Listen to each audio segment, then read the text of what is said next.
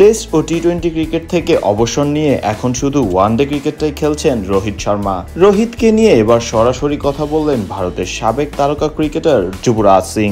তার মতে রোহিত এখনো ভারতীয় ক্রিকেটে অনেক কিছু দেওয়ার মতো সামর্থ্য রাখেন।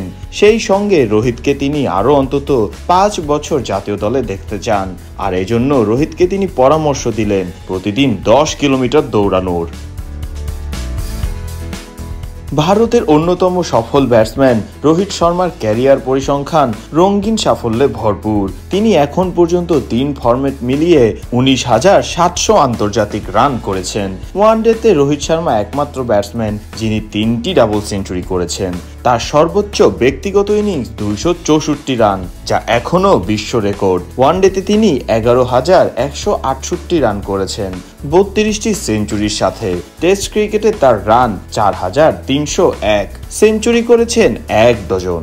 টি-20তে 4,231 রান করার পাশাপাশি 5টি সেঞ্চুরি হাঁকানো একমাত্র ব্যাটসম্যান তিনি। আন্তর্জাতিক ক্রিকেটে তার মোট শতকের সংখ্যা 49। এই ওপেনারকে আধুনিক যুগের অন্যতম সেরা ওয়ানডে ব্যাটসম্যান হিসেবে গণ্য করা হয়। 2024 সালে ভারতকে টি-20 বিশ্বকাপ জেতানোর পর এই ফরম্যাটকে বিদায় জানান রোহিত। এরপর 2025 সালের মার্চে চ্যাম্পিয়ন্স ট্রফির ফাইনালে নিউজিল্যান্ডের বিপক্ষে ম্যাচ সেরা ইনিংস খেলেন তিনি। 83 বলে 76 রানের দারুণ ইনিংসে ভারতকে শিরোপা এনে দেন ওয়ানডে অধিনায়ক। ওই ম্যাচে রোহিতের পারফরম্যান্সে মুগ্ধ যুবরাজ সিং বলেন, যার নামে এত বাজে কথা বলে মানুষ সেই রোহিত শর্মা। আমি সেদিনই বলেছিলাম রোহিত আমার মানুষ, দ্য ম্যান। যেভাবে ব্যাট করেছে, তার ব্যাটিং একদিকে আর বাকি দলের ব্যাটিং অন্যদিকে, তার ইনিংস একদিকে আর বাকিরা অন্যদিকে, এটিই তার ক্লাস। চ্যাম্পিয়ন্স ট্রফির পর টেস্ট থেকে অবসর নিলেও রোহিতকে এখনো ভারতীয় ওয়ানডে দলের অধিনায়ক হিসেবে দেখা যাচ্ছে। তবে দীর্ঘদিন ভারত ওয়ানডেতে না খেলায় মাঠে নামেননি তিনি। এই কারণেই তার ভবিষ্যৎ নিয়ে নানা আলোচনা চলছে। যুবরাজ চান রোহিতকে আরো দীর্ঘ সময় ভারতের জার্সিতে দেখতে।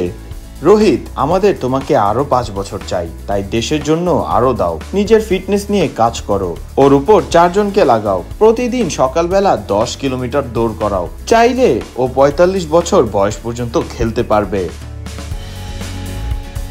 ফিটনেস নিয়ে সমালোচনা করা সমর্থকদের প্রতি ক্ষোভ ঝেড়েছেন যুবরাজ। তার ভাষায়, ঘরোয়া ক্রিকেট খেলতে হবে, যত বেশি খেলবে তত বেশি ফিট হবে। ফাইনালে ম্যান অফ দ্য ম্যাচ কে হয়েছিল? রোহিত শর্মা হয়েছিল। তাই যা বোঝো না সে বিষয়ে কথা বলো না। ওর খেলা বা ফিটনেস নিয়ে আলোচনা করতে হলে আগে নিজে অন্তত কোনো স্তরে খেলো। এভাবে কথা বলতে তোমাদের লজ্জা লাগে না? যদিও রোহিত বা বোর্ডের পক্ষ থেকে তার অবসর নিয়ে এখনো কোনো ঘোষণা আসেনি। শোনা যাচ্ছে অস্ট্রেলিয়ার বিপক্ষে আসন্ন সিরিজের পর রোহিত ও কোহলি ওয়ানডে থেকে সরে দাঁড়াতে পারেন। তবে আপাতত তিনি ভারতীয় ওয়ানডে দলের নেতৃত্ব দিয়ে যাচ্ছেন। ফারদিন রহমান সকাল, বিটি ক্রিক টাইম।